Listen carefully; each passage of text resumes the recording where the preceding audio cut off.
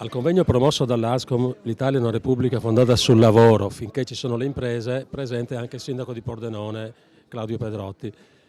A lui chiediamo cosa può fare il comune, qual è una possibile ricetta da parte del primo cittadino per uscire un po' da questo stato di crisi.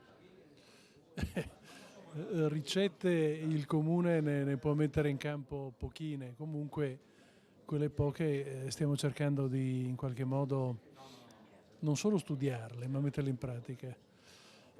Qua c'è l'idea di fare una specie di fondo di solidarietà per la Tares, voi lo sapete, consentire il pagamento degli interessi su un'eventuale rateizzazione, non saremo gli unici a farli, però alla fine anche se noi appunto siamo un po' i gabellieri e ci stiamo inventando delle formule per calmare queste situazioni, secondo me bisogna andare alla radice dei nostri problemi. La radice dei nostri problemi saranno da un lato il lavoro in più, perché i consumi sono calati drammaticamente, quindi il costo delle tasse è di molto aumentato, e dall'altra parte è evidente che come spesa pubblica bisogna dargli veramente un taglio questa volta. Io penso che ci siamo, stavolta non possiamo scappare, non saranno solo delle chiacchiere a vanvera, i prossimi 6 mesi io mi aspetto delle cose molto interessanti.